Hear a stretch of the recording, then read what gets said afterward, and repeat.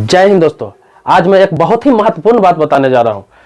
आपको बता रहा हूं आज के लिव इन रिलेशन में आप तो जानते हैं कि कोई महिला या कोई पुरुष बिना शादी के, मतलब अगर शादीशुदा नहीं है, किसी लड़की के साथ कोई लड़का या किसी लड़का के साथ कोई लड़की लिव इन रिलेशन में रहता है या रहती है और दोनों वालिग है, मतलब कि लड़की अगर 18 वर्ष से ऊपर है और लड़का 21 वर्ष से ऊपर है तो गैर कानूनी नहीं माना जाएगा। मतलब कि अगर शादी नहीं भी कर रखा है, कोई लड़की 18 वर्ष से ऊपर है और लड़का 21 वर्ष से ऊपर है, दोनों शादी नहीं कर रखा है, तो दोनों साथ में पति पत्नी की तरह रह सकता है। इसमें कोई किसी भी तरह का आपत्ति नहीं कर सकता है, नहीं उसके खिलाफ केस दर्ज करा सकता है, नहीं कोई उसके खिलाफ कोई ऐसा सेक्शन बनता है, ना धारा बनता है, ना कोई कार्रवाई आप कर सकते हैं, क्योंकि वो दोनों स्वेच्छा से एक दूसरे के स्वेच्छा से लिव इन रिलेशन में रह रहा है। लेकिन आज जो मैं आपको बताने जा रहा हूं वो ये बताने जा रहा हूं कि कोई शादीशुदा पुरुष या शादीशुदा महिला, शादीशुदा है लेकिन शादी रहते हुए किसी गैर लड़की के साथ कोई लड़का लिव इन रिलेशन में रह सकता है या फिर कोई लड़की लिव इन रिलेशन में किसी लड़का के साथ रह सकती है। अगर शादीशुदा है, मतलब महिला पुरुष है, तो मतलब कि वो महिला शादीशुदा है या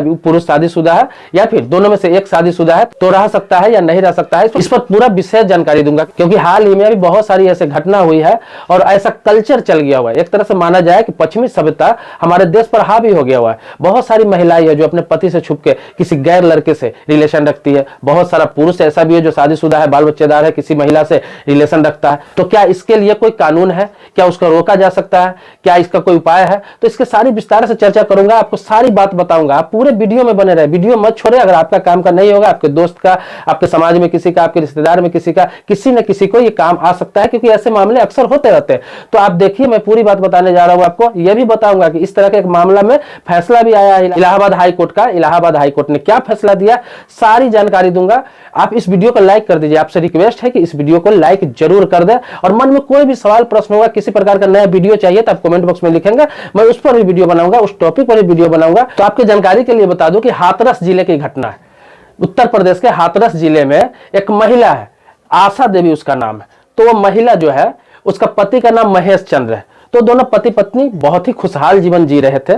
लेकिन हुआ क्या कि इनके घर में किसी और की एंट्री हो जाती है।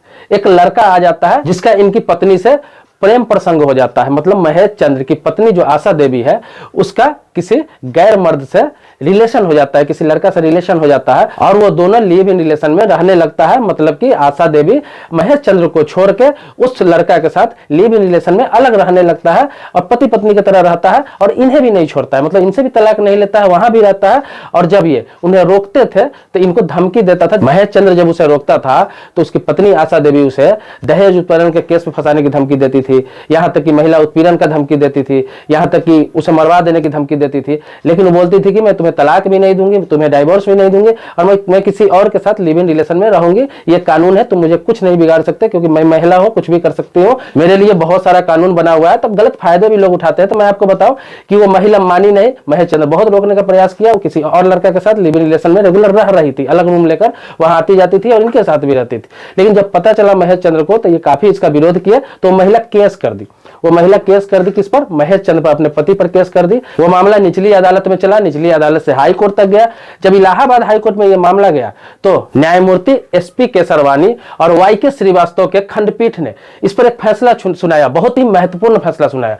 उन्होंने यह फैसला सुनाया इस केस में कि आशा देवी हो या कोई हो, भारत की कोई भी महिला हो, लिव इन रिलेशन में रह सकती है। लेकिन कब?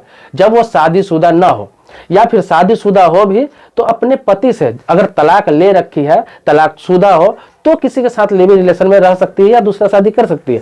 तो यहां तो तलाक हुआ ही नहीं, इसीलिए गैर कानूनी है। भारतीय दंड संहिता 494 और 495 के तहत वो दोनों को दोषी माना गया, दोनों का अपराधी माना गया। न्यायमूर्ति ने कहा कि ये दोनों समाज के अपराधी है। आशा देवी ने महेश चंद्र से तलाक नहीं लिया था, डाइवोर्स नहीं लिया था, और इनके साथ भी रह रही थी पत्नी की तरह, और दूसरे के साथ भी लिव इन रिलेशन में रह रही थी।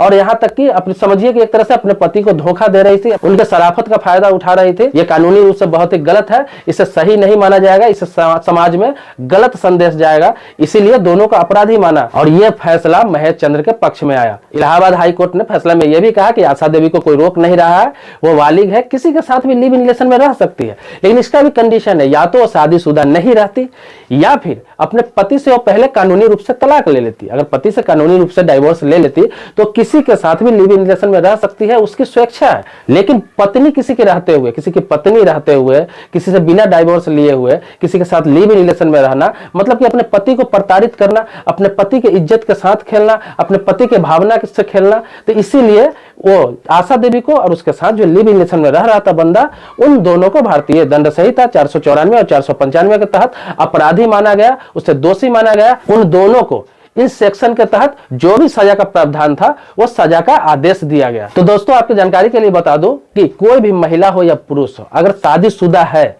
और शादीशुदा जिंदगी जी रहा है, मतलब कि दोनों एक दूसरे के साथ रह रहा है, दोनों में डाइवोर्स नहीं हुआ है, तो फिर दोनों में से कोई भी, चाहे वो पुरुष हो या महिला हो, किसी भी लड़का या लड़की, किसी भी महिला या पुरुष किसी के साथ लिव इन रिलेशन में नहीं रह सकता है जब तक कि दोनों का डाइवोर्स नहीं हो जाए। कानूनी रूप से अगर दोनों तलाकशुदा है, दोनों डाइवोर्स ले चुका है, तो फिर कहीं भी रहे एक दूसरे में कोई हस्तक्षेप नहीं कर सकता है। ऐसा नहीं है कि आप शादीशुदा होते हुए किसी के साथ लिव इन रिलेशन में रह सकते हैं, ऐसा गलतफहमी बहुत लोग हैं।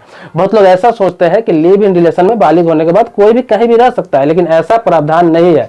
आप कुंवारे हैं, शादीशुदा नहीं है, 21 वर्ष से ऊपर है, लड़की 18 वर्ष से ऊपर है तो ही रह सकता है, या फिर शादीशुदा है, अगर तलाकशुदा है, पति पत्नी अलग हो चुके हैं कानूनी रूप से तो रह सकते हैं, लेकिन कोई शादीशुदा मैरिड व्यक्ति इस तरह का काम नहीं कर सकता है, ऐसे जिंदगी नहीं जी सकता है लिव इन रिलेशन वाली। क्योंकि इस मामले में भी वही हुआ था, आशा देवी और महेश चंद्र का तलाक नहीं हुआ था, डाइवोर्स नहीं हुआ था। दोस्तों इस केस का जजमेंट चाहते हैं, उसके बारे में जानना चाहते हैं, इस तरह का कोई मामला है और चाहते हैं कि इसी प्रकार का फैसला है, तो इस केस के बारे में जानना चाहते हैं, आप जानना चाहेंगे कि इलाहाबाद हाईकोर्ट ने जो फैसला दिया, जिस दलील के आधार पर फैसला दिया, तो वो अगर जानना चाहते हैं आपको डिस्क्रिप्शन में दे रहा हूं। डिस्क्रिप्शन ये है कि केस नंबर इसका है 6681/2020 और केस टाइटल है Akhilesh versus state of Uttar Pradesh and others. तो मैंने केस का डिस्क्रिप्शन भी आपको बता दिया, आप इससे आप गूगल पर जाकर भी सर्च कर सकते हैं, किसी भी लीगल प्लेटफॉर्म पर जाकर सर्च कर सकते हैं, तो आपको जानकारी हो जाएगी। ऐसे जो आपको बताया हो, तो इस आधार पर, इस केस के भी आधार पर इस तरह के मामले में आप फैसला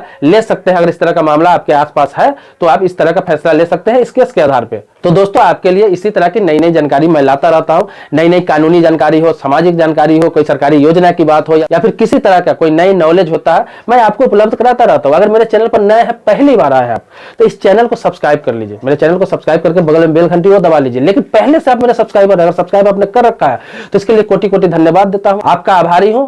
मिलते हैं नेक्स्ट वीडियो में, अगले वीडियो में मिलते हैं जो आपके ही मुद्दे पर होगा, जो आप कमेंट बॉक्स में कमेंट लिखेंगे, जिस वीडियो का डिमांड करेंगे जिस प्रकार से, उस पर मैं वीडियो बनाऊंगा। एक एक करके बनाता हूं सभी के मुद्दे पर, जैसे ये बनाया हो कि किसी न किसी के मुद्दे पे ही बनाया हो, किसी न किसी के डिमांड पे ही बनाया हो। तो दोस्तों इसी तरह के आपके मुद्दे पर भी वीडियो बनता रहेगा। मिलते हैं नेक्स्ट वीडियो में, मैंने आपको बताया। तब तक के लिए शुक्रिया, जय हिंद, धन्यवाद दोस्तों।